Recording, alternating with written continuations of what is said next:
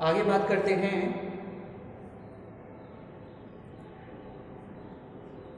BA education की class में। Part 2 में हम देखेंगे, पार्ट 1 में मैंने शिक्षा के कार्य पढ़ा रहा था, उससे आगे हम बात करेंगे। और मैं शिक्षा की डेफिनेशन पढ़ा रहा था। शिक्षा की डेफिनेशन कौन कौन सी हैं, और शिक्षा की डेफिनेशन के अंतर्गत हम बात करेंगे श्री अरविंद घोष की कुछ परिभाषाओं की। श्री अरविंद घोष की कुछ परिभाषाएं हैं जिसकी हम बात करेंगे। श्री अरविंद घोष ने क्या कहा है इसके बारे में हम बात करते हैं कि श्री अरविंद घोष ने बताया है कि सच्ची और वास्तविक शिक्षा वही शिक्षा है जो मानव की अंतर्निहित समस्त शक्तियों को इस प्रकार विकसित करे कि वह उससे पूर्ण रूप से लाभान्वित हो सके। अरविंद घोष का कहने का मतलब है, अरविंद घोष की डेफिनेशन का तात्पर्य है कि सच्ची और वास्तविक शिक्षा वही है, सच्ची और वास्तविक शिक्षा वही है जो मानव के अंदर, यानी कि मानव के अंदर जितनी भी अंतर्निहित शक्तियां विद्यमान हैं उन्हें हमें शिक्षा के माध्यम से बाहर निकालने का कार्य करना चाहिए, और उन शक्तियों के माध्यम से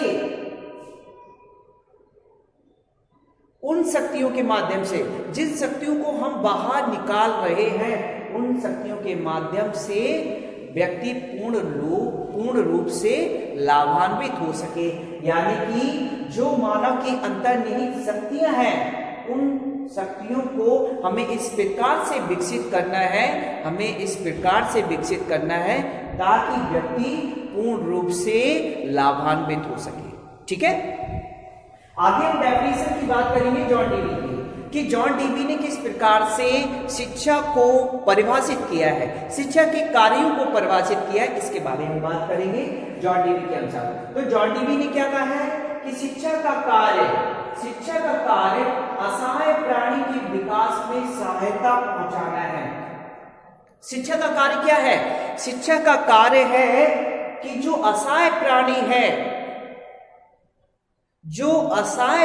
है उस असहाय प्राणी के विकास में सहायता पहुंचाना है। असहाय यानी कि जो बिल्कुल सक्षम नहीं है, जो किसी प्रकार से सक्षम नहीं है, चाहे वो शारीरिक रूप से हो, चाहे आर्थिक रूप से हो, चाहे सामाजिक रूप से हो, चाहे किसी भी तरीके से प्राणी असहाय हो, उस प्राणी को हमें शिक्षा के माध्यम से इस प्रकार से उसका विकास करना है ताकि वो समाज में अपने आप को निखार सके। यानी कि शिक्षा का कार्य असहाय प्राणी के विकास में सहायता पहुंचाना है,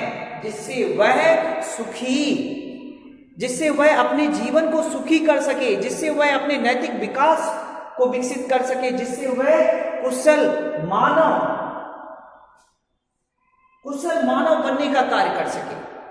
इस तरीके से हमें क्या करना है? विकसित करना है। इस तरीके से हमें मानव के जीवन को विकसित करना है। तो ये जॉन डीवी की डेफिनेशन है। आई थिंक समझ में आ गई होगी आपको। फिर से मैं एक बार बता देता हूं कि जॉन डीवी ने क्या कहा था, कि जॉन डीवी ने कहा था कि शिक्षा का कार्य असहाय प्राणी के विकास में सहायता पहुंचाना है, जिससे वह सुखी, नैतिक और कुशल मानव बनने में क्या हो सके? सफल हो सके। ठीक है, आगे डॉक्टर जाकिर हुसैन की डेफिनेशन, इसके बारे में भी हम बात करेंगे कि डॉक्टर जाकिर हुसैन है, उन्होंने क्या कहा था शिक्षा के बारे में, यानी कि शिक्षा के कार्य के बारे में क्या कहा था। तो शिक्षा का कार्य यानी कि डॉक्टर जाकिर हुसैन के अनुसार शिक्षा की कार्य का अर्थ क्या है, इसके बारे में हम बात करेंगे कि शिक्षा का कार्य बालक के मस्तिष्क को, शिक्षा का कार्य यहां पर क्या है डॉक्टर जाकिर हुसैन के अनुसार यहां पे शिक्षा का प्रमुख कार्य है कि बालक के मस्तिष्क को शुद्ध करना है, क्योंकि बालक के मस्तिष्क में कई अनैतिक मूल्यों का विकास हो जाता है, कई अनैतिक गुणों का विकास हो जाता है, और उन अनैतिक गुणों को हमें क्या करना है, शुद्ध करने का कार्य करना है। और ये कार्य कौन कर सकता है, ये कार्य शिक्षा के माध्यम से एक शिक्षक कर सकता है। यहाँ पे शिक्षक का कार्य क्या है, बालक के मस्तिष्क को शुद्ध करना है, उसके नैतिक मूल्यों को और बौद्धिक मूल्यों को अनुभव कराने में इस प्रकार सहायता करनी है ताकि बालक अपना विकास कर सके, बालक उन चीजों को समझ सके, बालक उन अनुभव को प्राप्त कर सके जो उसके जीवन से संबंधित है, जो उसकी लाइफ से संबंधित है। इस प्रकार हमें क्या करना है, बालक के मस्तिष्क का विकास करना है। और ये कार्य तभी हो सकता है जब निरंतर शिक्षक क्या करेंगे, प्रयास करेंगे। आगे हम बात करते हैं उसी डेफिनेशन में, वह मूल्यों से प्रेरित होकर उसको सर्वोत्तम प्रकार से अपने कार्य और अपने जीवन को प्राप्त कर सके। डॉक्टर जाकिर हुसैन ने कहा है कि शिक्षा का कार्य क्या है, शिक्षा का कार्य है कि बालक के मस्तिष्क को शुद्ध किया जाए, बालक के मस्तिष्क को शुद्ध किया जाए, बालक के नैतिक मूल्यों को निखारा जाए, बाहर निकाला जाए, और बालक के बौद्धिक विकास के मूल्यों को अपने अनुभव के आधार पर इस प्रकार से सहायता पहुंचानी है ताकि वह अपने मूल्यों से, ताकि वह शिक्षक के मूल्यों से प्रेरित होकर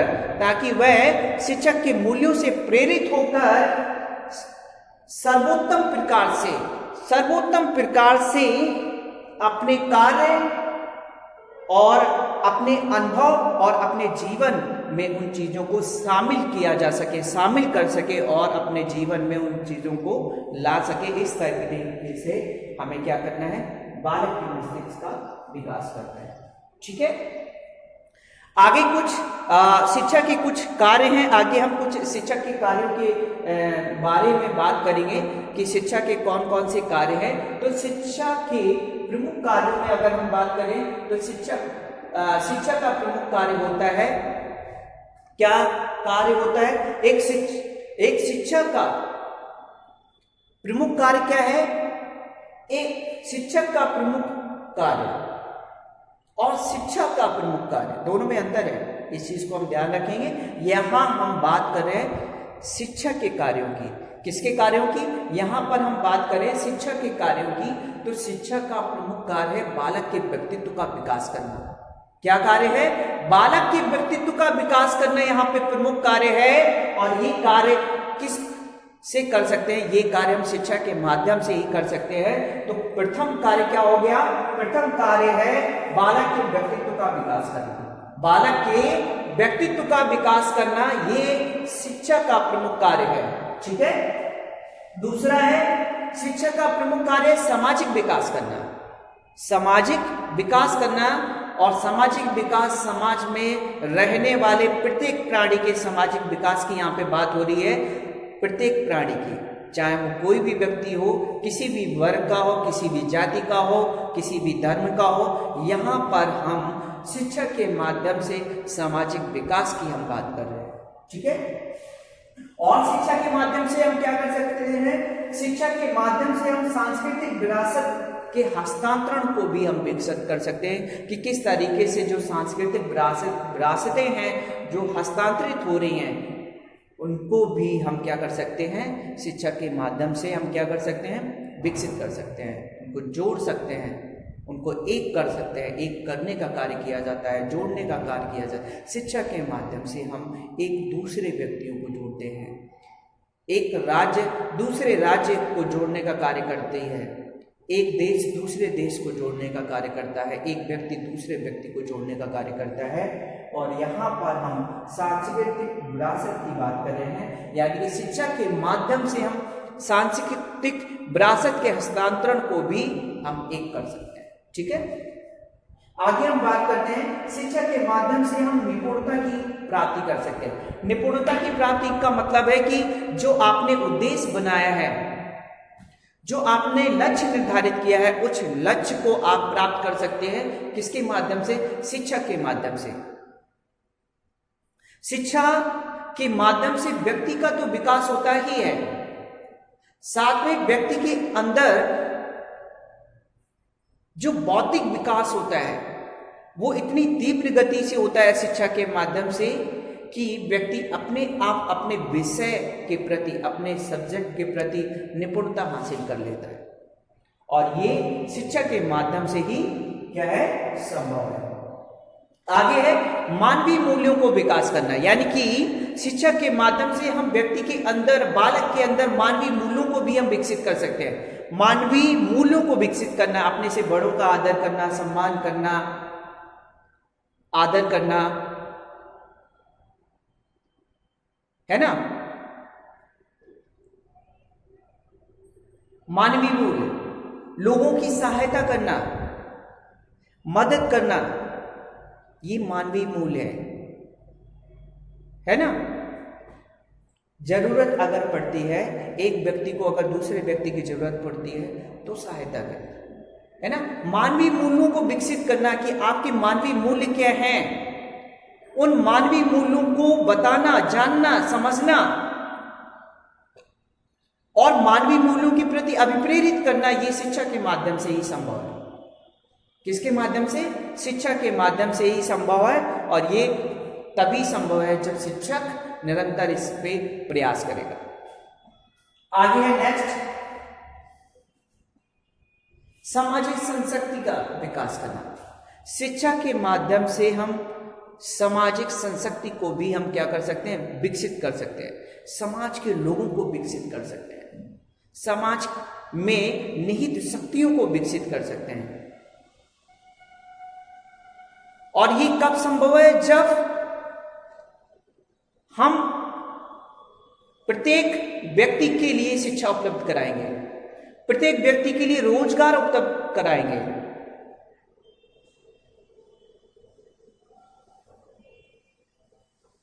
ये तभी संभव है। देश सशक्त तभी होगा जब वहां के नागरिक सशक्त होंगे।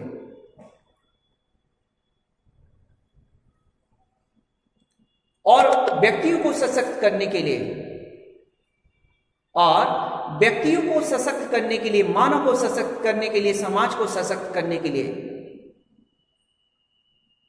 समाज से उपयोगी, समाज से उपयोगी उन समस्त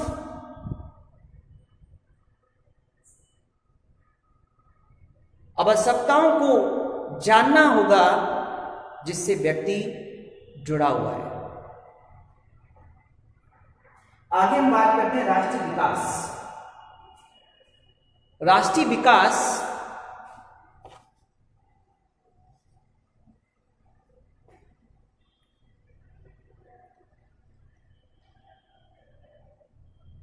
राष्ट्रीय विकास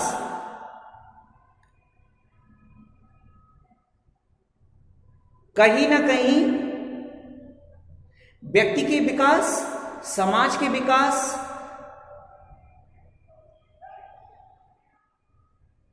राज्य के विकास और देश के विकास पर आधारित है।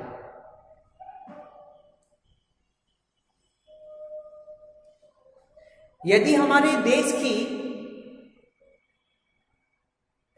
शिक्षा व्यवस्था सुदृढ़ होगी, मजबूत होगी, और प्रत्येक व्यक्ति को पढ़ने के अवसर दिए जाएंगे, प्रत्येक व्यक्ति को रोजगार के अवसर उपलब्ध कराए जाएंगे,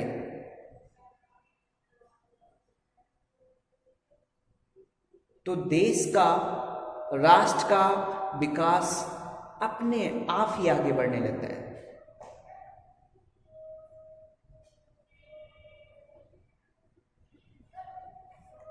इसलिए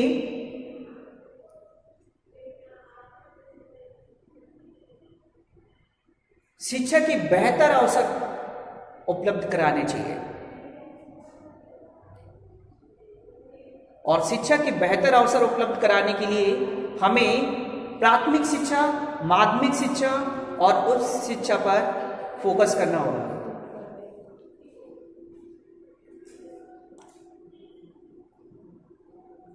प्राथमिक शिक्षा प्रत्येक देश की एक नींव होती है, एक जड़ होती है, और जब तक हम अपनी प्राथमिक शिक्षा को मजबूत नहीं करेंगे, हमारे देश के बच्चों को, हमारे देश के भविष्य को हम आगे नहीं बढ़ा सकते।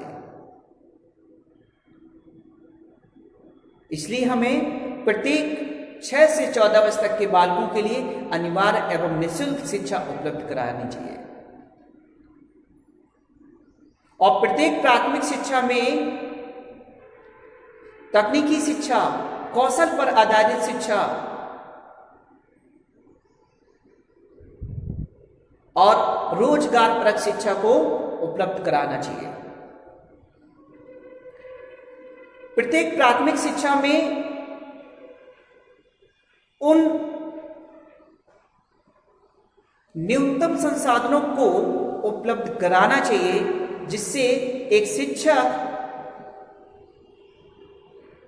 प्रभावी शिक्षा की व्यवस्था को सुदृढ़ कर सके। यानी कि एक शिक्षक के लिए वो न्यूनतम संसाधन उपलब्ध कराए जाएं जिससे वो प्रभावी शिक्षा व्यवस्था को मजबूती से आगे बढ़ा सके। तो आज हम बात कर रहे थे शिक्षा के कार्यों की। आगे हम कल बात करेंगे। धन्यवाद। That's all.